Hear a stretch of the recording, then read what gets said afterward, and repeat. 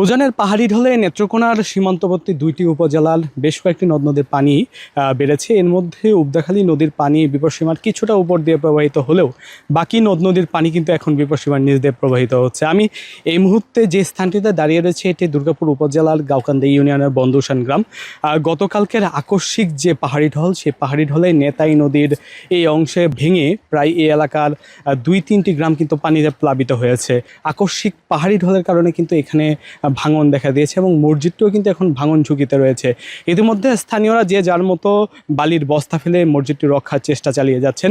তবে আবারও যদি নতুন করে আকস্মিক পাহাড়ি ঢল হয় তাহলে কিন্তু পুরোপুরি মসজিদটি বিলীন হতে পারে এমন একটি শঙ্কা রয়েছে। যে পাহাড়ি ঢল হয়েছে এই পাহাড়ি ঢলের ফলে কিন্তু বৈদ্যুতের খুঁটিও কিন্তু ক্ষতিগ্রস্ত হয়েছে, যার ফলে কিন্তু গতকাল থেকে এই অঞ্চলে বিদ্যুৎ নেই। প্রায় 2 থেকে 4টি গ্রামের মতো মানুষ কিন্তু এখন বিদ্যুৎ বিচ্ছিন্ন রয়েছে। সব মিলিয়ে বলা যায় এখন কিন্তু যেহেতু বৃষ্টির দেখা নেই, তার ফলে কিন্তু পানি নেতাই নদীর পানি কিন্তু কমছে।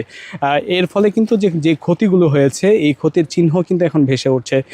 আমার পেছনে যেই গ্রামটি দেখা যাচ্ছে এটি কিন্তু এখনও পানির নিচে রয়েছে। এখানে প্রায় 20,000 একরের উপরে কিন্তু কৃষি জমি রয়েছে, যেটি এখনও পানিতে নিমজ্জিত রয়েছে। এছাড়াও মাছের ঘের রয়েছে, প্রায় 3 থেকে 4টি ফিশারি মাছ কিন্তু পানিতে ভেসে গেছে, এমনটাই কিন্তু জানিয়েছেন।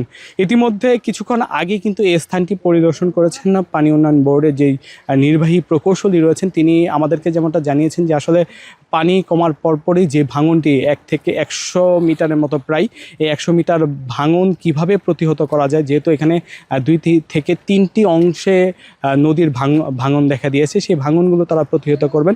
এখন পর্যন্ত বন্যা কিংবা জলবদ্ধতার পরিস্থিতি দেখা না দিলেও মানুষের মধ্যে কিন্তু কিছুটা দুর্ভোগ রয়েছে। তবে যেহেতু রৌদ্রোজ্জ্বল দিন রয়েছে তার ফলে কিন্তু পানিও কমছে, মানুষের দুর্ভোগও কিন্তু কমে আসছে।